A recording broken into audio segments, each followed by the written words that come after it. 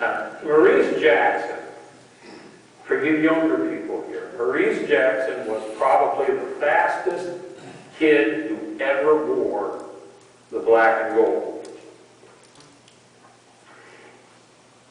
Now, he teamed up with Lefty Bowers. Now, Lefty Bowers was a good guard. He was a blistering shooter, but he was left-handed. Okay, and left-handers, you all know, they're always kind of goofy. So, I know, I got a left-handed son, I know this. So Maurice Jackson became the trigger man on the fast break, and suddenly, when Maurice Jackson came back, the games weren't close anymore. Schlup used every man on the bench in a win over Western Reserve Academy, and the Bombers, behind Tom Denver's record-setting 38 points, which broke Fred Stanley's scoring record, still shot almost 60% for the game. The next night at Braceville, 12 boys got into a 25-point victory. Schlup wanted everybody on the team to be ready, because the next game was a rematch against Kent State High School, who had beaten them earlier in the season. With Ken Rowan climbing all over Kent State star John Fenn and Gary Meisner returning from a week of the flu, the Bombers got their revenge, knocking the Blue Devils from the ranks of the unbeaten. Sophomore Wayne Hall began to assert himself in easy wins over Middlefield, Southeast, Crestwood, and Aurora. And suddenly, the Bombers found themselves with a chance to earn a high seed in the sectional tournament, which was now being staged at the Canton Fieldhouse. One final blowout of Uniontown, where both Rowan and Denver scored over 20 points, and senior Whitey Kimmerling got into his only game of the year, meant that the Windham Bombers had a 16-2 regular season record to present to the tournament committee. No such luck. Once again, the curse of being an independent team rose up to bite the Bombers. The committee decided, and this is a quote, the committee decided that Windham would not be seeded because exempted village schools don't deserve a seed. Schlup was outraged, but there was no appeal. The Bombers would have to play their way through the entire tournament. And since they had such a cobbled-together schedule, they faced a 2-week layoff before their first tournament game. Schlup told a reporter that his boys were going to scrimmage some Class A teams during this break. Now that was not true. He took his team up to Hiram College and scrimmaged the Hiram College Terriers team for his warm-ups. The first round foe, Garrettsville, presented no problem, losing by 30 points. But the decision by the tournament committee meant they had to face top-seeded Copley. And the Indians had knocked Windham out of the tournament the year before. Apparently, the officials had been told that the Bombers did not belong in the tournament, and their whistles almost melted before the end of the game. Despite outscoring Copley from the field, Windham was hit with 28 fouls. And Copley sank 19 of them to edge the Bombers 53-48 on their way to a spot as the regional runner-up.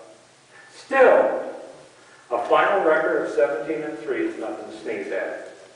And although Schlup would have to replace 2 starters in Bowers and Rowan, he had an awfully good nucleus to build on the fall of 1956.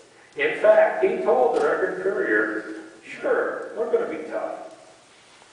Well, that's because he knew that Denver, Jackson, and Hall were all stars. Gary Meisner had grown 3 inches during the off-season and had become an excellent replacement for Ken Rowan. And Don Gittrell, who had seen limited action the year before, step up as a replacement for Lefty Bowers. Jerry Casey, Ned Herzog, Ron Wyrick, and Larry Long were reliable seniors. So Schlup carried only 3 more underclassmen, juniors Bill Barker and Dale Kriz, and sophomore Bob Franklin. As usual, they opened the season with a win against Hiram. Despite Wyndham shooting an ominous 5 for 20 at the foul line, Maurice Jackson showed that Denver wasn't the only scoring threat that Wyndham had, leading the team with 20 points. Schlup cleared his bench in the following 30-point rout of Britztown and followed that with a bizarre 62-19 whipping of Southington. Now, the Southington coach had kicked his entire starting team off the team for some unknown disciplinary infraction, so Schlup reciprocated by starting his second string. Undefeated Burton came to town, and even they got to see all of the Bomber players in a 25-point loss. The gym was packed to overflowing for the next game as two-time defending PCL champion Atwater rolled into town, bent on avenging the overtime defeat of the previous year. Coach Jack Cordier had decided to play Wyndham's game. Two superb teams spent the entire game pressing without letting. Neither team made a single substitution for the entire game. Atwater won 49-42, and they would go on to be undefeated that season, but the Bombers certainly had nothing to be ashamed of. Brushing aside Garrettsville, Wyndham entered unknown territory for their next game. Now, Schlup had scheduled a contest against Youngstown Cardinal Mooney, a massive school, several times the size of Wyndham. Now, this was Mooney's first year of existence, but they were already 6-2, and they were powered by a senior who had signed a letter of intent to play quarterback at the University of Notre Dame. The Cardinals should have stayed home. The Bombers won 69-27, evidently unimpressed by the flamboyant style of future congressman and felon James Traficant. You guys know you played against Jim Traficant? The next challenge was avenging the defeat of the previous year to Twinsburg, and by this time Schlup's boys were on a rampage. Denver and Meisner both netted 21 points in a 25-point win, and then it was clear sailing through the end of the season. Randolph, Ravenna Township, Braceville, Kent State fell in quick succession. Against Randolph, Gatrell and Denver outscored the entire Tiger team. Against Ravenna Township, it was Meisner and Jackson who accomplished that feat. The Bombers came close to 100 points for the first time in years in their 97-40 conquest of Middlefield, a night where they sank 41 of 90 shots. Even missing Taunton Denver, they beat another new school, Crestwood, as Bob Franklin stepped up to fill the void.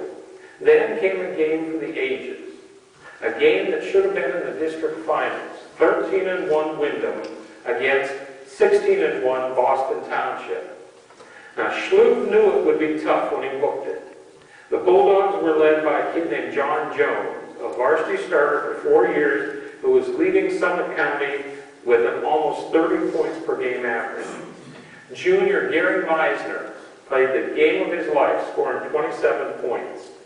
Jones was held to half his usual number of points, but a second quarter defensive collapse in which Boston scored 14 unanswered points proved too much to overcome.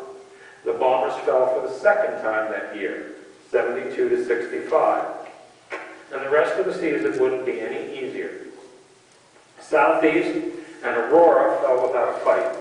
But Schlup, in his insistence on playing the best teams that he could find to prepare for the tournaments, had scheduled another large parochial school, Warren St. Mary's, for the final game of the season.